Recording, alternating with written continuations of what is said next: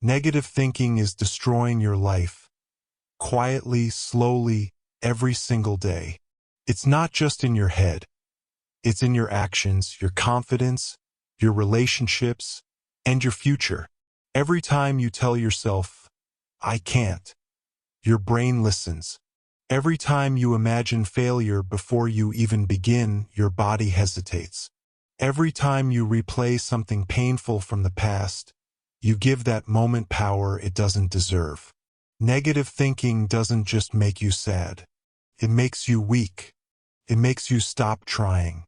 It convinces you that the world is dangerous, that people are against you, that you're not good enough, until you start living like a smaller version of who you really are. You start declining opportunities. You doubt people who love you. You expect failure before success. You turn simple challenges into impossible problems. And one day you realize you're no longer fighting the world. You're fighting yourself. Marcus Aurelius said, "You have power over your mind, not outside events. Realize this, and you will find strength." But most people give that power away. They let their own thoughts bully them into submission. Today we're going to change that. This video isn't about thinking positive. It's about taking control. It's about killing the patterns of negativity that are stealing your focus, your energy, and your life. Because if you don't destroy negative thinking, it will destroy you. ## why your brain is wired for negative thinking. Before we talk about the solution, you need to understand why your brain defaults to negative thinking. Because once you see the mechanism, you can dismantle it. Here's the truth. Your brain isn't trying to torture you. It's trying to protect you. And it's using a system that worked perfectly for humans 10,000 years ago, but is completely broken in the modern world. Imagine you're a human living 10,000 years ago. You're walking through the forest. You see a bush rustle. Your brain has two options. Option 1, assume it's nothing and keep walking.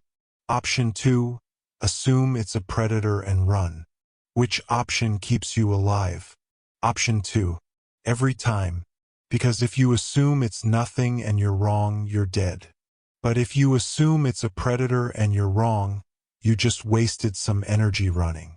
The cost of a false alarm is way lower than the cost of missing a real threat. So evolution wired your brain with a negativity bias. Your brain is designed to scan for threats constantly, to assume the worst, to catastrophize, to remember negative experiences more strongly than positive ones, to focus on what could go wrong instead of what could go right. This kept your ancestors alive. But now you live in a world where you're not dodging predators. You're sitting at a desk, scrolling your phone, having coffee with friends. There's no lion. There's no immediate physical threat. But your brain is still running that ancient threat detection software 24/7. So it finds threats where none exist. Someone doesn't text you back? Threat. Your boss wants to talk? Threat. You have to give a presentation? Threat. Your brain takes neutral situations and interprets them as dangerous because that's what it's programmed to do. Marcus Aurelius understood this. He wrote, "The mind is never affected by external events, only by its judgments about those events. The event is just information. Someone didn't text back. Your brain adds the interpretation.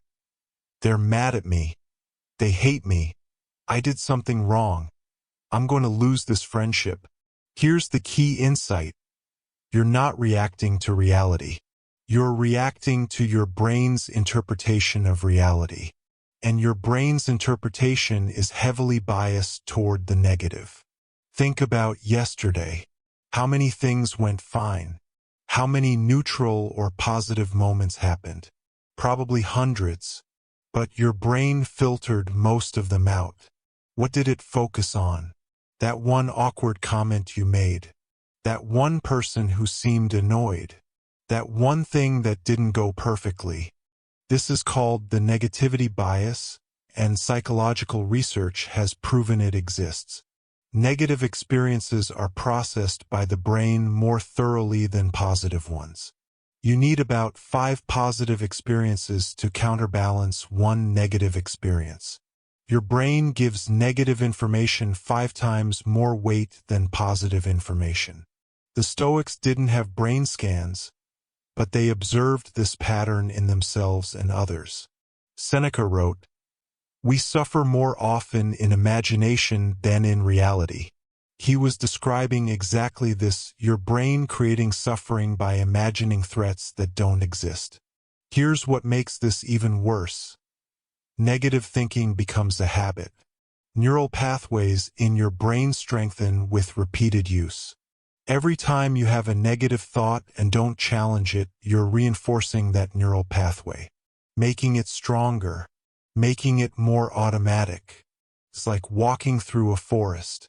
The first time you're pushing through brush. But if you walk the same path every day, eventually you create a trail. Then a path. Then a highway. That's what's happened in your brain. You've walked the negative thinking path so many times, it's become a superhighway. Your thoughts default to it automatically. But here's the hope. Neural pathways can change. It's called neuroplasticity. If you stop using a pathway and create new ones, the old ones weaken and the new ones strengthen. You can literally rewire your brain. And that's exactly what Stoic practices do. Epictetus taught, "It's not what happens to you, but how you react to it that matters." He was teaching his students that they had power over their interpretations, that they could catch their brain's automatic negative interpretation and choose a different one. So here's where you are right now. You have a brain wired to be negative. You've spent years reinforcing negative thought patterns. Those patterns are now automatic.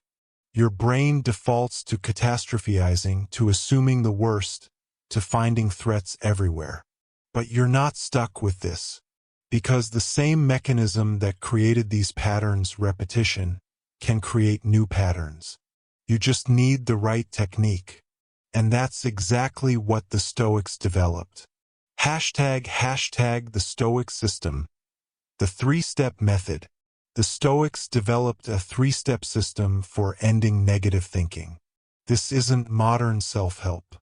This is a 2,000-year-old system that works because it addresses how your mind actually functions. Step 1. Catch the thought. The first step sounds simple, but it's revolutionary. Notice when you're having a negative thought. That's it. Just catch it. Most people live their entire lives never noticing their thoughts. Thoughts just happen automatically and they accept them as truth. Someone doesn't text back and the thought, "they hate me," appears, and they don't question it. They just feel anxious. Marcus Aurelius practiced what he called stepping back from thoughts. He'd notice himself thinking something negative and mentally say, "This is just a thought." Not, "This is reality." Just, "This is a thought my mind produced." Try this right now. Think of something you're worried about. Got it? Now say to yourself, "I'm having the thought that worry." Not, "It's true that worry." Just, "I'm having the thought." Feel the difference? When you label something as a thought, you create distance from it. You're no longer fused with the thought. You're observing it. And when you observe it, you can evaluate it. Epictetus taught his students to catch negative impressions the moment they appeared. He said, "When an impression appears in your mind, don't let it carry you away. Say to it, 'Wait a moment. Let me see what you are and what you represent.' This is the foundation. You can't change what you don't notice. So start training yourself to catch negative thoughts. When you notice yourself feeling anxious, stressed, or down, pause and ask, 'What thought am I having right now?' Name it. Label it. Create distance from it. Step 2. Challenge the thought. Once you've caught the thought, now you question it. The Stoics were masters at this. They developed specific questions to test whether a thought was rational or just their brain being dramatic. Marcus Aurelius would ask himself, is this actually true, or is this just my interpretation? Someone acts cold toward him. His automatic thought, they're angry at me. His challenge, do I actually know they're angry, or am I assuming? Could they be distracted, tired, dealing with their own problems?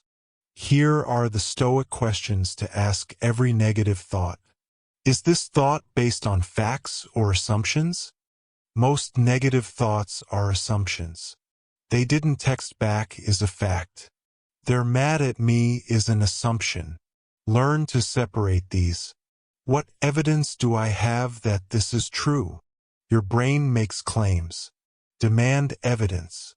I'm going to fail this presentation. Really? What evidence?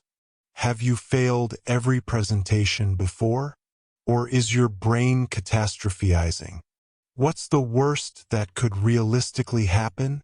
Not the worst your anxious brain can imagine. Realistically. Often when you actually think through the realistic worst case, it's not that bad. And even if it is bad, you'd survive it.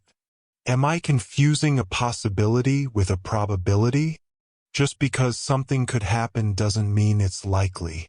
Yes, you could get fired. But is it probable? What actual evidence suggests this? Would I say this to a friend in the same situation? You have a harsh inner critic that you'd never turn on someone else.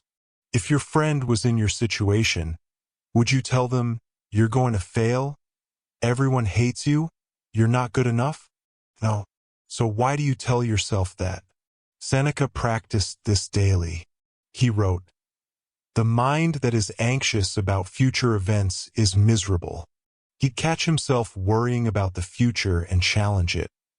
Am I suffering from something that's happening now, or suffering from my imagination about what might happen? Here's what happens when you actually challenge thoughts. Most of them collapse. They can't stand up to scrutiny. They're based on assumptions, catastrophizing, and distorted thinking. When you shine light on them with rational questions, they lose their power. Step 3. Replace with rational thinking ***. The final step is replacing the negative thought with a rational one. Not a positive affirmation you don't believe. A rational thought based on evidence and logic. This is where most positive thinking fails. If you're thinking, I'm going to fail, and you try to replace it with, I'm going to succeed magnificently, your brain rejects it because it's not believable.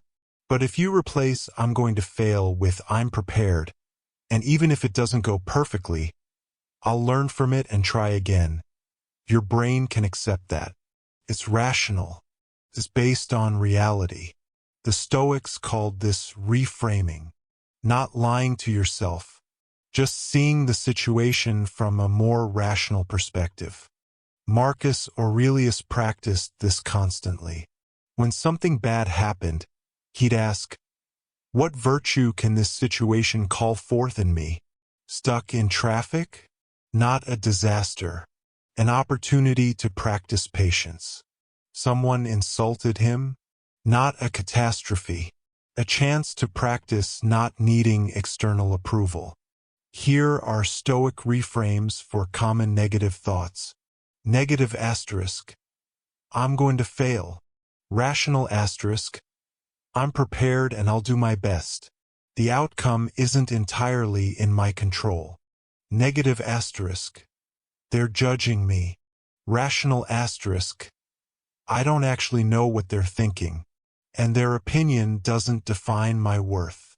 Negative asterisk. Something bad is going to happen. Rational asterisk. I'm anxious about the future, but right now, in this moment, I'm okay. Negative asterisk. I always mess things up. Rational asterisk. I've made mistakes and I've had successes. I'm human, not perfect. Negative asterisk. Everyone else has it figured out. Rational asterisk. Everyone struggles. I'm only seeing their highlight reel, not their reality. Epictetus taught, don't demand that things happen as you wish, but wish that they happen as they do happen, and you will go on well. He was teaching acceptance of reality instead of fighting with it mentally. The three-step system: catch, challenge, replace. Do this consistently, and you're literally rewiring your brain, creating new neural pathways, training your mind to default to rational thinking instead of negative thinking. The transformation. What changes? Here's what happens when you actually practice this system consistently. Week 1 asterisk. You start noticing your thoughts. This alone is powerful. You realize how much negative chatter is running constantly. You catch yourself catastrophizing and think, oh, there's my brain being dramatic again. Just this awareness creates distance. Week 2 asterisk. You start challenging thoughts. Your brain says they hate me, and you pause and think, wait, do I actually know that? The thoughts still come, but they don't control you anymore. Week 3 asterisk. The thoughts start to lose intensity. When you consistently challenge irrational thoughts, your brain learns they're not as important as it thought. The volume starts to lower. Month 2 asterisk. You notice gaps. Moments where your mind is quiet, where you're just present without negative commentary. These gaps get longer and more frequent. Month 3 asterisk. New patterns form. Your brain starts defaulting to rational thinking instead of negative thinking. The superhighway of negative thoughts gets overgrown from disuse. New pathways strengthen. Month 6 asterisk. You barely recognize your own mind. Situations that would have sent you into anxiety spirals now just feel manageable. Your inner critic isn't gone, but it's quiet, reasonable. Your mind feels like a peaceful place instead of a war zone. Marcus Aurelius wrote, you have power over your mind, not outside events. Realize this, and you will find strength. This is what he meant. You can't control what thoughts appear, but you can control how you respond to them. Seneca transformed from an anxious worrier into someone known for his tranquility. He wrote, the greatest remedy for anger is delay. The same applies to negative thoughts. Delay. Pause. Don't react immediately. Examine. Challenge. Choose your response. This isn't about becoming emotionless. It's about becoming rational. You'll still feel emotions, but they'll be appropriate to reality, not to your catastrophized version of reality. Conclusion. Negative thinking feels permanent, but it's not. It's a habit your brain learned. And like any habit, it can be unlearned. The Stoics proved this 2,000 years ago. Marcus Aurelius went from catastrophizing emperor to philosophical sage.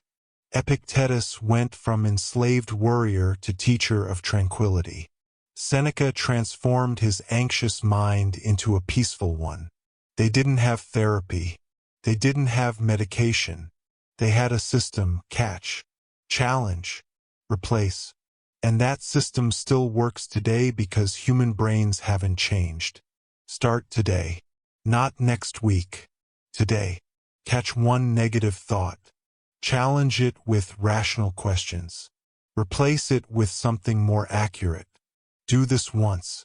Then do it again tomorrow. Then again. Your brain will resist. It likes its patterns. It will keep producing negative thoughts. That's fine. Your job isn't to stop thoughts from appearing. Your job is to stop believing them automatically. Thank you for being here at Stoic Journal. Subscribe for more practical ancient wisdom for modern struggles. Share this with someone fighting their own mind. Check out our other videos for more transformation techniques. Your mind can be peaceful. Your thoughts can be rational. Negative thinking can end. The Stoics showed the way. Now walk it. Stay strong. Stay rational. And remember, you are not your thoughts. You are the observer of your thoughts. And that changes everything.